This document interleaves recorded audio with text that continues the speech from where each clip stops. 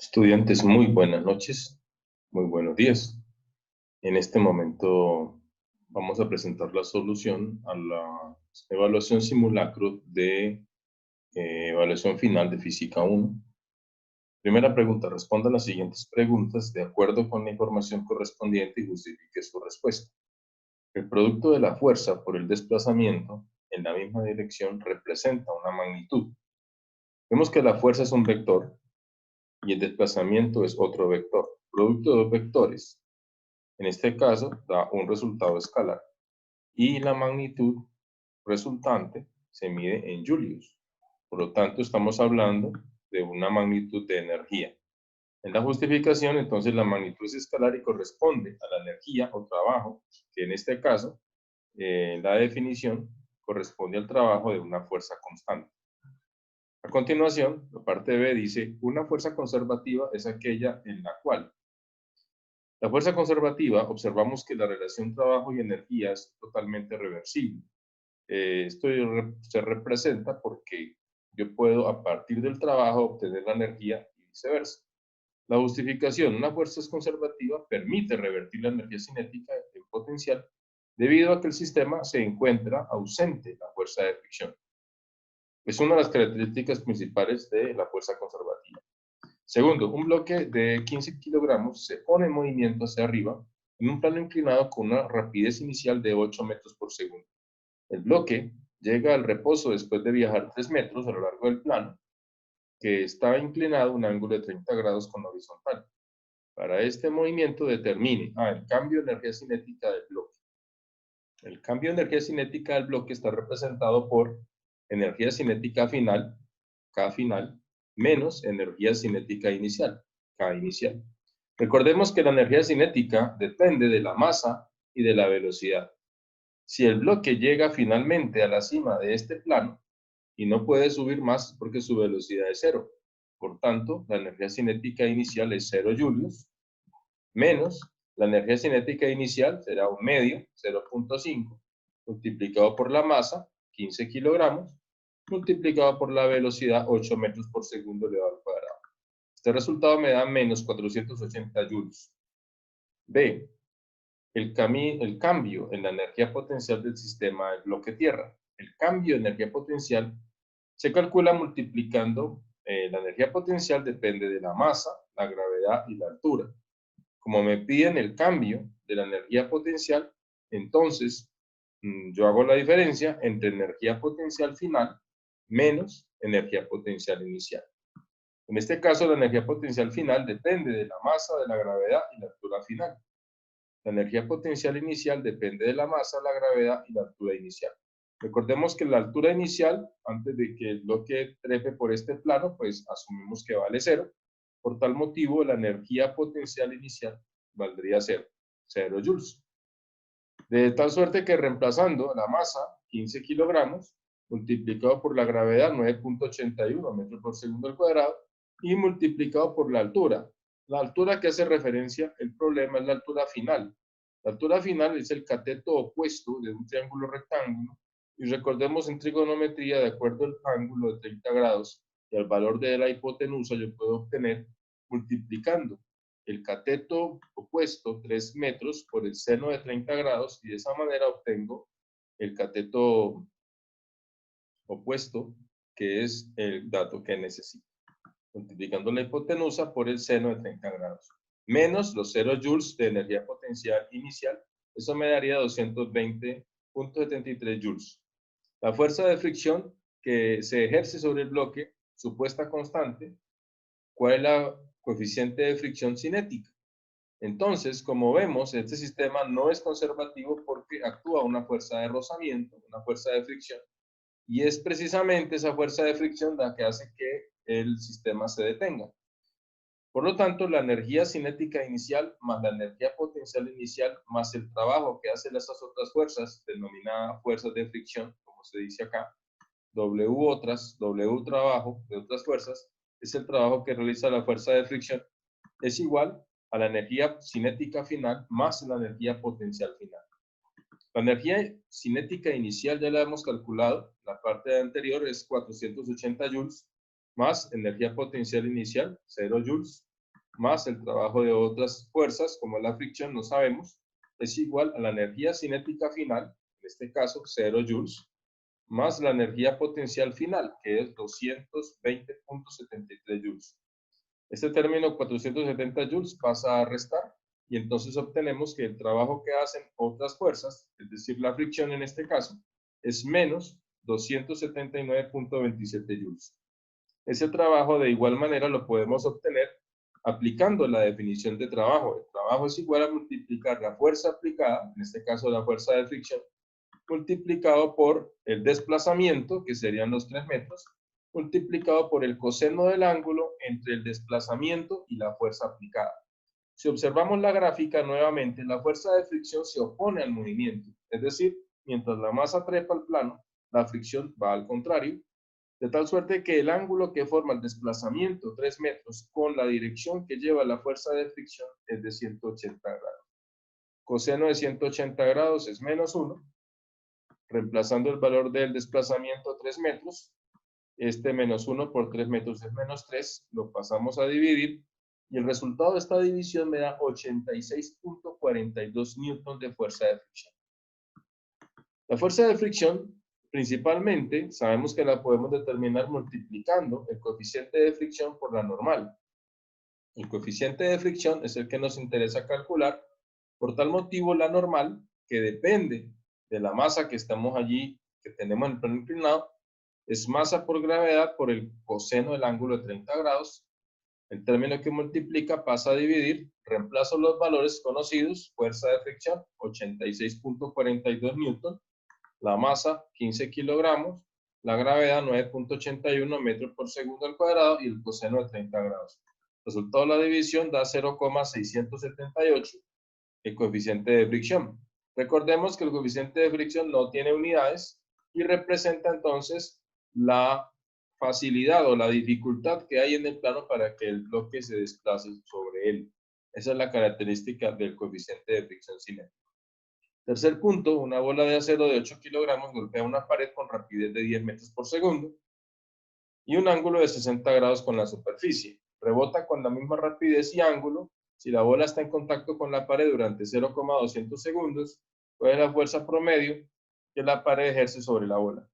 En este gráfico observamos una pelota que lleva una velocidad, y como ven aquí, forma 60 grados con la vertical, es decir, 60 grados con la línea de la pared. Cuando rebota, la velocidad es la misma, 10 metros por segundo, y formando el mismo ángulo. En este caso, este problema se denomina un choque elástico, porque la pelota pues no pierde masa, y para calcular la fuerza, primero debemos comprender qué es el impulso. El impulso corresponde a la cantidad de movimiento final menos la cantidad de movimiento inicial. La cantidad de movimiento es una cantidad física vectorial que se obtiene multiplicar la masa de la pelota o en este caso de la bola de acero por la velocidad de la bola de acero. Hay dos velocidades importantes, una velocidad final y una velocidad inicial. Ambas velocidades tienen componentes rectangulares, una componente horizontal y una componente vertical. Recordemos que en este triángulo que se forma, el ángulo de 60 grados hace que este ángulo, con el costado que estoy señalando de un triángulo y rectángulo imaginario, sea 30 grados, de tal manera que la suma de los tres ángulos, 60 más 30 más 90, 180, y este ángulo de 30 grados me permite visualizar que la velocidad inicial en X tiene una componente que depende del coseno de 30 y tiene una componente vertical que depende del seno de 30. De la misma manera, para la velocidad final, la velocidad en X final depende del coseno de 30 grados, de la misma forma que lo hace la velocidad final, depende del seno de 30 grados. Observamos que estas velocidades finales en X, esta es negativa, tiene esta flecha apunta en sentido negativo de las X y esta flecha apunta en sentido positivo de las X. Y las velocidades verticales son positivas, la velocidad vertical inicial y la velocidad vertical final. ¿Eso en qué me afecta? En mi definición acá, de cantidad de movimiento final en X menos cantidad de movimiento inicial en X, multiplico la masa por la velocidad final, pero la velocidad final en X es negativa. Menos es negativa, ¿por qué? Porque ya vimos que esta flecha aquí va al eje negativo de las X, menos velocidad final por el coseno de 30 menos la cantidad de movimiento inicial, que es multiplicar masa por velocidad inicial por el coseno de 30. De manera similar, la cantidad de movimiento final en el eje vertical menos la cantidad de movimiento inicial en el eje vertical Y es igual a masa por la velocidad final, seno de teta, menos la cantidad de movimiento inicial, depende de la masa, por la velocidad inicial, seno de 30 grados. Continuando entonces con el reemplazo de los valores y las unidades, le puedo aquí mismo decir, multiplico, ¿no?, esta masa por esta velocidad, más por menos da menos, 8 kilogramos el valor de la masa, la velocidad final es 10 metros por segundo, coseno de 30 menos 8 kilogramos de masa, 10 metros por segundo de velocidad, coseno de 30 es igual. Miren que estas unidades acá son negativas, esta unidad también es negativa, y si ambas son negativas, pues se suman y se coloca el mismo signo, menos 138.56 kilogramos por metro sobre segundo. Son las unidades de la cantidad de movimiento.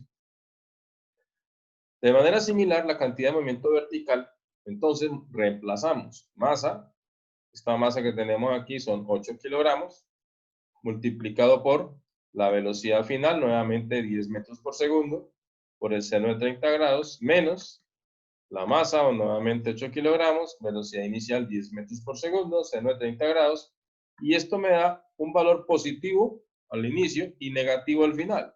Como los dos términos son iguales, uno positivo y otro negativo, pues el resultado será entonces 0 kilogramos por metro sobre segundo. Eso quiere decir que la cantidad de movimiento final en el eje Y menos la cantidad de movimiento inicial del eje Y da 0, y por lo tanto no hay cantidad de movimiento en el eje vertical. Como es un vector, yo tengo que sumar las dos cantidades de movimientos finales. Tanto este resultado como este resultado se deben sumar aplicando el teorema de Pitágoras. Es decir, tomo la componente en X que me ha dado negativa, la elevo al cuadrado, más la componente en Y que me ha dado en este caso 0, elevado al cuadrado, y el resultado pues me da 138.56 kilogramos por metro sobre segundo. Es la diferencia, en este caso, el impulso del choque. La fuerza promedio se obtiene dividiendo el impulso que hemos calculado anteriormente, este impulso, entre el tiempo que demora la pelota en contacto con la pared. En este caso, 0,200 segundos. El resultado de mi división es 692.8, que daría kilogramos por metro sobre segundo al cuadrado, que sería newton, y esta es la fuerza promedio aplicada en ese choque. Número 4, a continuación, una partícula de 100 gramos se lanza desde el punto A con una velocidad de 3 metros por segundo sobre una vereda sin fricción, mostrada en la figura. Esta pista, entonces, es una pista que no tiene fricción y la pelota puede pasar libremente por el punto B y por el punto C. Precisamente preguntan la velocidad de la partícula en los puntos B y C y el trabajo realizado por la fuerza de gravedad al mover la partícula del punto A al punto B, al punto C. Miremos entonces a continuación. En la solución, como en el sistema no actúa la fuerza de fricción, es un sistema conservativo completamente, entonces la energía mecánica se mantiene constante durante todo el movimiento. Recordemos que la energía mecánica depende de la suma de la energía cinética más la energía potencial. El sistema es conservativo porque no hay fricción, de tal manera que la energía mecánica en el punto A es igual a la energía mecánica en el punto B y es igual a la energía mecánica en el punto C. De otra manera, la energía mecánica, pues ya vimos que es la suma de la energía cinética más la energía potencial en cada uno de esos puntos. Atendiendo la primera parte de esta ecuación, yo puedo analizar que de esa ecuación yo puedo hacer reemplazo de los datos conocidos para despejar la velocidad en el punto B. Para hacerlo, entonces, yo recuerdo nuevamente que la energía cinética en el punto A depende de 1/2 de la masa por la velocidad al cuadrado en el punto A, más la energía potencial en el punto A depende de la masa, de la gravedad y la altura en el punto A, es igual, lo mismo, en el punto B, la energía cinética, 1/2 de la masa, velocidad al cuadrado de B, más masa por gravedad por altura de B. Reemplazo y despejo los valores para la velocidad de B, que es desconocido. Al sustituir la masa, por ejemplo, esta masa, miremos que aparece en todos los términos. La masa aparece en la energía cinética, en la energía potencial igual en la energía cinética en el punto B y en la energía potencial en el punto B. Por tal motivo, yo puedo hacer una factorización de esa masa a ambos términos de la ecuación y eliminar la masa para simplificar los cálculos. Una manera de simplificarlo sería entonces eliminar las masas y solo sustituir en este caso la velocidad de A, que es 3 metros por segundo, lo elevado al cuadrado, la gravedad y la altura de A, 9.81 metros por segundo, gravedad, y la altura del punto A, 12 metros. Es igual, nuevamente aquí, reemplazamos la velocidad de B, no conocemos, más la masa la vamos a cancelar, gravedad, 9.81 metros por segundo al cuadrado, y altura de B, 6 metros. Factorizo las masas, simplifico la expresión, como ya lo he explicado. A continuación, lo resuelvo. 3 elevado al cuadrado, 9 metros cuadrados segundo cuadrado, un medio queda igual. 9.81 metros por 12 metros daría 117.72 metros cuadrados sobre segundo cuadrado, igual un medio de la velocidad de B, no sabemos la velocidad de B, más el resultado de esta multiplicación, 9.81 metros por 6, me daría 58.86 metros cuadrados sobre segundo cuadrado. Esta expresión está sumando y a continuación voy a pasar esta expresión al lado izquierdo de la igualdad para restar, así como se observa acá. Hemos resuelto 9 medios, sería aquí 9 por 1, 9 dividido 2, 4.5 metro cuadrado segundo cuadrado. Este término ha quedado igual, 117.72 metros cuadrados segundo cuadrado y, como hemos dicho, menos 58.86 metros cuadrados segundo cuadrado. El resultado de esta operación tiene las mismas unidades, yo puedo restar. Hago la suma de estos dos primeros menos la resta de este señor y me daría 63.36 metros cuadrados segundo cuadrado. El término 2, el 1 medio, este 2 está dividiendo, lo paso a multiplicar y el resultado de 63.36 por 2 es 126.72. Como la velocidad de B está elevada al cuadrado, yo debo despejarla, ese cuadrado pasa como raíz cuadrada y la raíz cuadrada de ese resultado me da 11.26 metros por segundo cuadrado velocidad de B. De manera similar hacemos el análisis entre el punto A y el punto C. La energía cinética de A más la energía potencial en A es igual a la energía cinética de el punto C más la energía potencial del punto C. Haciendo la misma sustitución anterior, teniendo en cuenta ahora que la altura en el punto C, ya la altura del punto C es solo 4 metros, entonces hago los reemplazos, hago las operaciones y finalmente, de hacer una operación similar a la anterior, pues obtengo la velocidad del punto C, que es 12.88 metros por segundo. A continuación, el trabajo que hace la energía potencial desde el punto A hasta el punto B sería entonces la diferencia, energía potencial en el punto A menos la energía potencial en el punto B.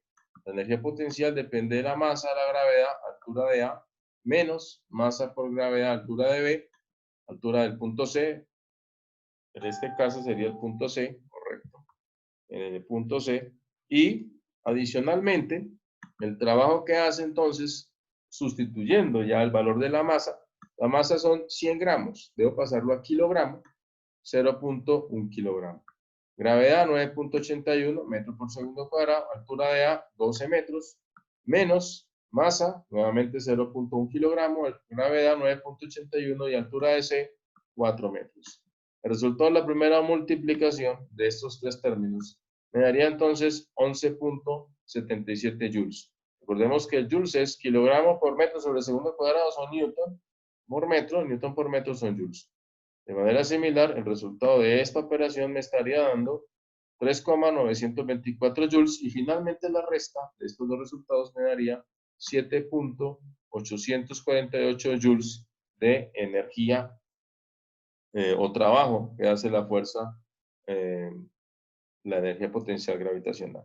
Muy bien, muchachos, espero que haya sido de éxito este repaso y nos vemos la próxima.